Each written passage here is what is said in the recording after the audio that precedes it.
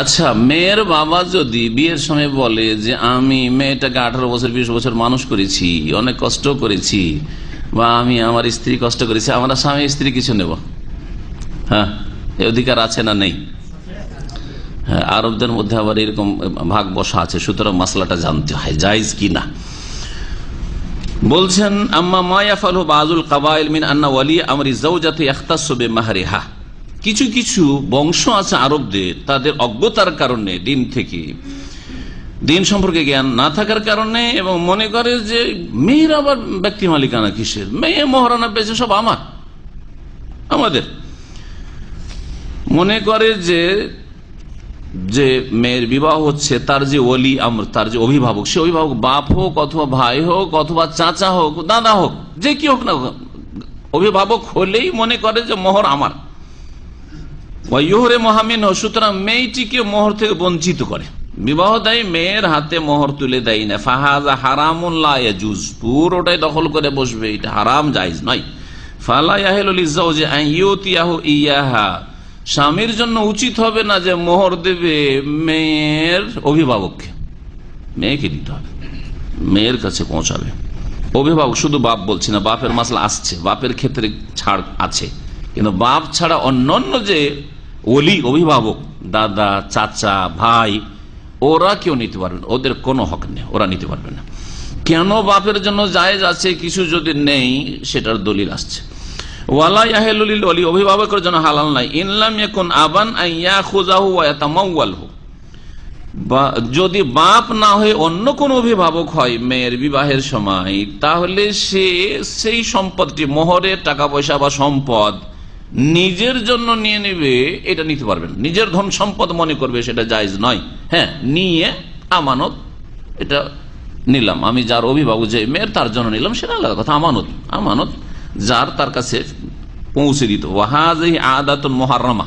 শেখ আল বাসসাম বলছেন, আর তিনি মক্কাতুল মুকাররমার বড় একজন জজ কাজী, তিনি বলছেন যে এই বদ অভ্যাসটি হচ্ছে হারাম, ওয়া কাবিহাতুন জিদ্দা, বড়ই নোংরা কাজ, নিকৃষ্ট কাজ, যে মেয়ের হক মেয়ের ভাই অথবা মেয়ের চাচা, মেয়ের দাদা দখল করে বসে যায়। সুতরাং সরকারকে এই ক্ষেত্রে বাধ্য করা উচিত, এইরকম মেয়েদের অভিভাবকদেরকে যারা মোহরানা দখল করে বসে, বেঈমানি করে।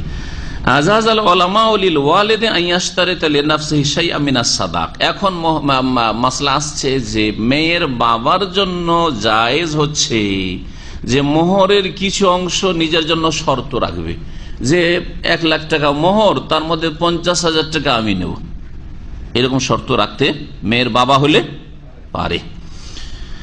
কালাফি শারহুল ইকনা হাম্বলি ফিকহ, তাতে বলছেন ওয়ালে আবিল মারআতি আন ইয়াশতারিতা শাইআ মিন সাদাকিহা লিনাফসিহি, মেয়ের বাবার জন্য জায়েজ যে মেয়ের মোহরানা থেকে নিজের জন্য কিছু শর্ত করে নেবে, যে মোহরানা তো ধার্য করলাম 1 লাখ, কিন্তু তার থেকে 25,000 বা 50,000 আমার থাকবে।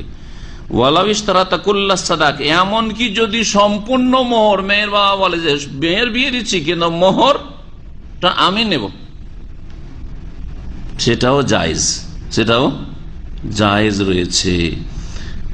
দলিল পেশ করেছেন নবী করিম সাল্লাল্লাহু আলাইহি ওয়াসাল্লাম হাদিস, আনতা ওয়া মালুকা লিআবিকা, তুমি এবং তোমার ধন সম্পদ।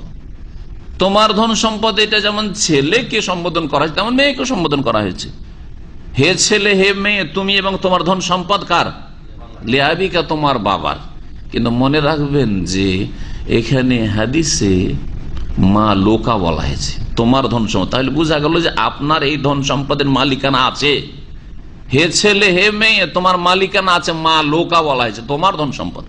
এই কথা বলা হয়নি যে তোমার আসলে ব্যক্তি মালিকানাই নেই। তাহলে প্রত্যেক ছেলের, প্রত্যেক মেয়ের আপন সম্পদে ব্যক্তি মালিকানা ইসলামে সাব্যস্ত রাখা হয়েছে, ছেলে হোক আর মেয়ে হোক, সাবালক হোক আর নাবালক হোক। কিন্তু যদি মেয়ের বাবা মনে করে যে আমার প্রয়োজন আছে, সুতরাং মেয়ে যে মোহরানা পেয়েছে সেটা আমার কাজে লাগাবো, সেটা চিকিৎসার কাজে হোক অথবা আমার ঘর বানাবো তাতে কাজে লাগাবো, হ্যাঁ, তার জায়েজ আছে।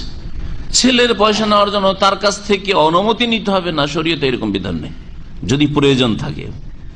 হ্যাঁ, তুসুরপাত করার জন্য নয়, নষ্ট করার জন্য নয়, যে সারা জীবনের সমস্ত ইনকাম, আজকাল যেমন আমাদের সামাজিক অবস্থা, পারিবারিক অবস্থা, সমস্ত ইনকাম ছেলে আর বাবা নিয়ে নিচ্ছে, আর খালি হাতে এখান থেকে 10 বছর 20 বছর পরে ফিরে যাচ্ছে। এইটা আবার জায়েজ না। এতে ওই ছেলের স্ত্রীর উপরে জুলুম করা হচ্ছে, ওই ছেলের ছেলে মেয়েদের উপরে জুলুম করা হচ্ছে, নাতি নাতিনদের উপরে জুলুম অত্যাচার করা হচ্ছে। হঠাৎ করে যদি দুর্ঘটনা হয়, মারা যায়, তাহলে খালি হাতে কিছু নাই, কি হইলো? বলছে যে এরা তো শরীয়তে বঞ্চিত, আর ইংরেজরা ইসলামকে বদনাম করার জন্য এই টার্মটাকে তারা তাদের পার্সোনাল লাইফে বলেছে ব্রিটিশরা মজলুম মিরাস।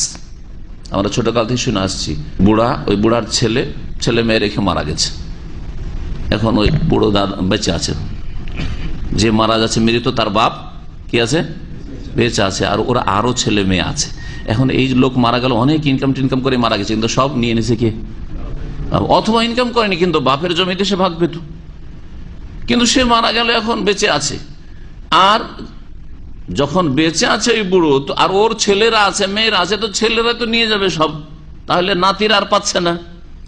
এই ক্ষেত্রে ইংরেজরা ইসলামকে বদনাম করার জন্য, যে ইসলাম অচল, একটা তারা টার্ম আবিষ্কার করেছিল, সেটা প্রচলিত এখন আমাদের দেশের মুরব্বীদের মধ্যে, যারা জমি জায়গার ভাগ বন্টন একটু করে বেড়ায় বা জমি কেনাকাটা করে, বলে মজলুম মিরাস।